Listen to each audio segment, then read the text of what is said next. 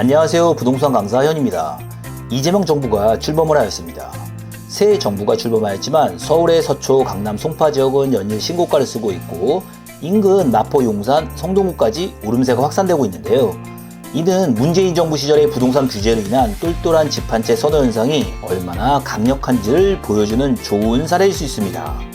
대부분의 시장 참여자들이 이재명 정부는 마음만 먹으면 문재인 정부 시절의 부동산 규제보다 더 심한 규제가 나올 수 있다는 것을 잘 알면서도 대한민국 사회가 자유민주주의 사회라면 한 세대 한 채의 집은 비교적 안전할 것이고 이왕이면 서울에서도 좋은 지역이라면 더 괜찮다는 쏠림 현상인데요.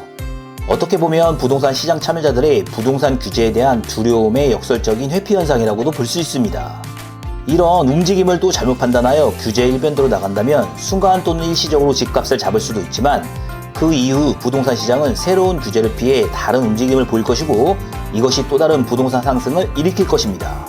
이러한 움직임 속에서 미래를 예측할 수 없지만 이재명 정부 시대에 혹여 많은 규제가 있어도 90억 원에서 100억 원 정도 오를 수 있는 부동산이 있는데 과연 무엇일까요?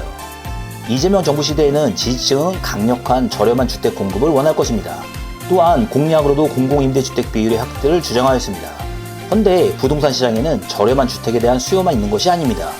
우리나라는 이미 세계 10대 경제대국 수준으로 이에 걸맞는 고급 주택에 대한 수요도 있는데 이에 대한 공급은 턱없이 적었고 정치권의 관심 밖이었습니다. 그러다 보니 3년 만에 약 90억 원이 오른 사례가 나왔는데 그 사례는 바로 성동구 아크로 서울 포레스트 75평형입니다. 강변북로를 타고 가다 보면 성수동 갤러리아 포레와 더불어 멋지게 보이는 아파트죠. 이 아크로 서울 포레스트 75평형이 2021년 4월 55억 원의 실거래가가 된 후 2024년 7월 145억 원 신고가를 찍었습니다. 약 3년 만에 90억 원이 오른 사례입니다. 대단하네요. 자, 그러면 이러한 현상이 왜 발생했을까요? 앞서 언급하였듯이 우리나라는 이미 세계 10대 경제대국 수준으로 하이엔드 고급 주택에 대한 수요는 충분한데 이에 걸맞는 부동산 공급은 상당히 제한적이었습니다. 대부분의 부동산 정책 위반자들은 주택시장을 자율적으로 대하지 않고 정책적, 아니 정치적으로 접근을 해서 득표에 도움이 되는 저렴한 주택 위주의 공급 정책만 중시하다 보니 하이엔드의 고급 주택시장은 상당히 제한적으로 공급하게 되고 수요에 비해 공급이 적어 그 가격만 급등하는 현상이 보이게 되는 것입니다. 이재명 정부도 만일 규제 일변도로 한다면 정권이 끝나갈 때 이 하이엔드 주택에 대한 가격은 더 올라있을 텐데요.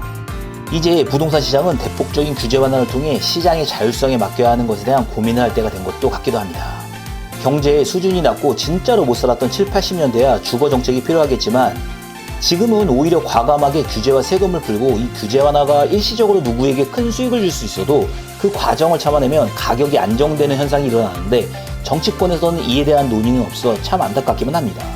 우리 구독자님들 고급 주택 잡을 수만 있다면 꼭 잡으세요.